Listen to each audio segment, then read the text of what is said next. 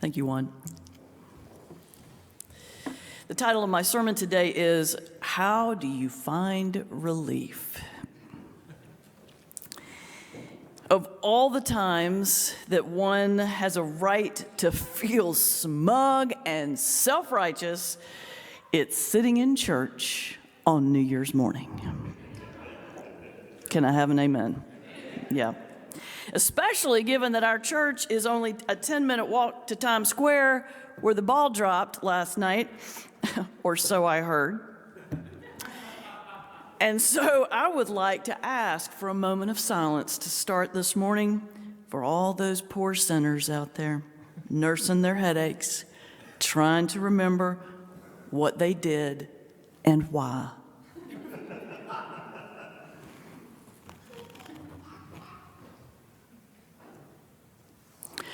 Amen. Now, I know none of you good people would ever engage in that kind of behavior. Yeah, can I have another amen? Yes. But just in case, I ask our ushers today to give out a bit of relief with the bulletin. Does everybody have their Alka-seltzer? Everybody got their Alka-seltzer here today? I mean, it's the least I could do, given that you made the effort to show up on a Sunday morning on New Year's Day. And if you don't happen to need this, then do as the good book says and share with those in need. Yeah.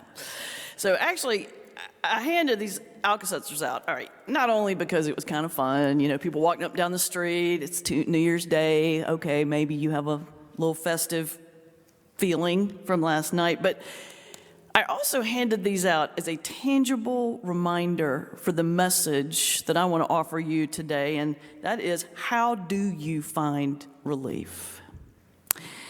Now, like you, I bet we are all hopeful that there will be a lot of relief in 2023. I mean, I'm sure you will all join me in saying to 2022, good riddance.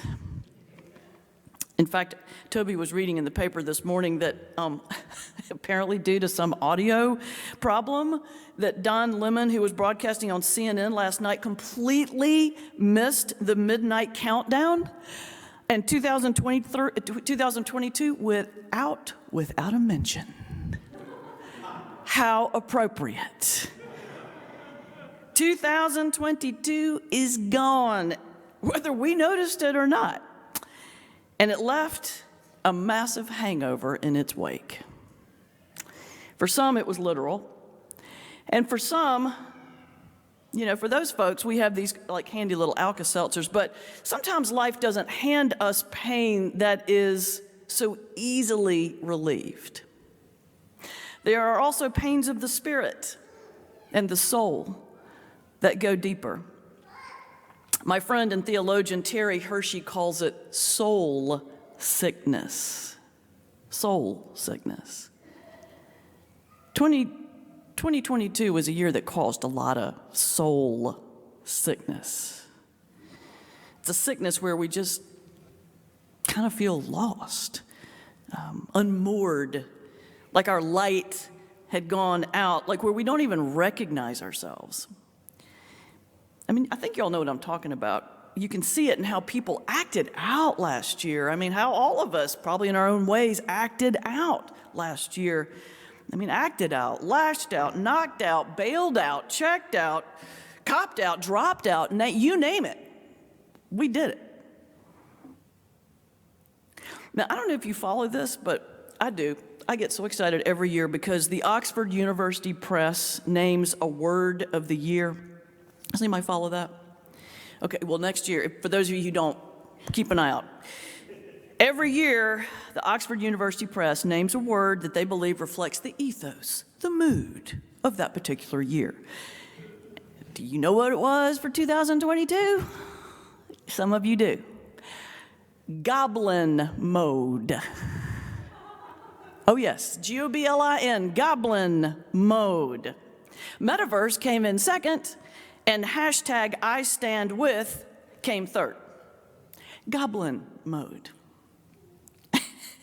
For those of you who don't know, goblin mode is a slang term that stands for behavior that is unapologetically self-indulgent, lazy, greedy, kind of our worst self. The term apparently emerged out of frustration from all of the early COVID perfect self-care images popping up on social media where people were getting up to exercise and take their vitamins and do yoga and make a loaf of sourdough bread all before 7 a.m. The Guardian described the phrase like this: the term embraces the comforts of depravity.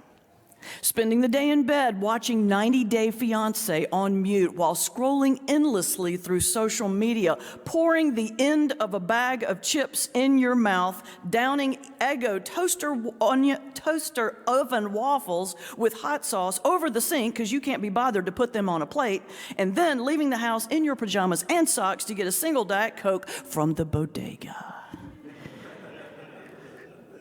Apparently in 2022, we've all been going goblin mode. But whatever it is, there's some heavy soul sickness going on. But do not fear. There is a cure. It is an Alka-seltzer for the soul. And it works just like these little Alka-seltzers do.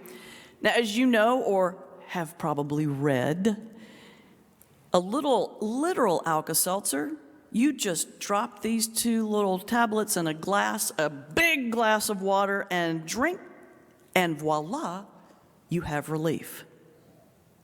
Now, I don't know if most of you folks don't remember the commercial from the 1970s.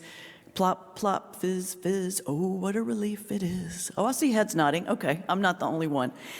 So, when the soul feels sick, we must plop, plop, fizz, fizz, the same serious kind of medicine. And that medicine, that water, my friends, is found right here in Psalm 100. Shout for joy to the Lord, all the earth. Worship the Lord with gladness. Come before God with joyful songs. Know that the Lord is God. It is He who made us, and we are His. We are God's people, the sheep of His pasture. We hydrate our souls. We fill up from our source, from our home, from the healing well that never runs dry by tapping the source of our hearts and souls. For it is God who made us. We are His, we are God's people. I can't help but think of a member from many years ago. Maybe some of you might remember her name was Darlene Taylor. Darlene used to talk about loving to go to church, but especially if there was an early service. And she said, I like to get up early and go to church so I can get my Jesus on and set my whole day right. I love that idea because that's how we hydrate ourselves. That's how we get our Jesus on. That's how we drink in the Spirit, by remembering whose we are. But it's not always that easy. I mean, there are many things in this world that try and take over our lives, try and dehydrate us, make us sick. I mean, maybe it's an emotion you're struggling with, such as anger. Maybe it's stress. Or maybe it's the evil siren call to doomsday scrolling through Apple News. Yesterday, the New York Times published a list of the best New Year's resolutions as submitted by their readers. And I thought I'd share a couple, pretty helpful. So, for example, if we are struggling with that emotion of anger, we should remember the words from a reader in Toledo, Ohio, who said, "These may be your feelings, but you don't have to identify with those feelings." I love that idea. Said another way, we may feel anger, but we are not the anger. We are not defined by that anger. Or maybe you're feeling dehydrated by stress. Then follow the advice of a reader in East Lansing, Michigan, who wrote, "If there's an issue bothering me, I think to myself, will this still be an issue in 1 week or 1 month? And if the answer is no, then that is a tiny problem that I just let go." Or maybe you're consumed by, like many of us, maybe you're dehydrated by the doomsday scrolling through the news all the time. It can make every day a bad day. If so, remember the words from a reader in San Diego who said, "I like to remind myself that my track record for getting through bad days is 100%, because I'm still here." And that's pretty good. The way we find relief is to fill ourselves with what hydrates us, not drains us. And there's only one place that feeds that thirst. There's only one place that truly never runs dry. There's only one place that brings true relief. Friends, God is that place. God is our Alka-seltzer, our spiritual Alka-seltzer, because when we drink of these waters right here, the healing medicine begins to kick in. As Psalm 100 tells us, we begin to feel gladness and thanksgiving. We begin to shout for joy. We begin to feel relief. As our hymn that we just sang says, we begin to say, "It is well with my soul." And that's my prescription for us in 2023, a little spiritual Alka-seltzer. I encourage everyone to take these little packets with you. Pull it out every once in a while during your week. Now, if you're coming in via podcast or live stream, I want you to know that I truly did try to figure out how to get these to you. It just became a little unwieldy to ship these internationally and across the country. So please go to a CVS and spend a couple of dollars and buy you some, because it's a nice, tangible reminder of this message. Pull it out and let it remind you how easy it is to find healing. You just drink from the Spirit and you find relief. And there is relief to be had, friends. No matter how bad 2022 was, no matter how beaten down we may feel, no matter how exhausted or sad or hopeless, there is relief to be had.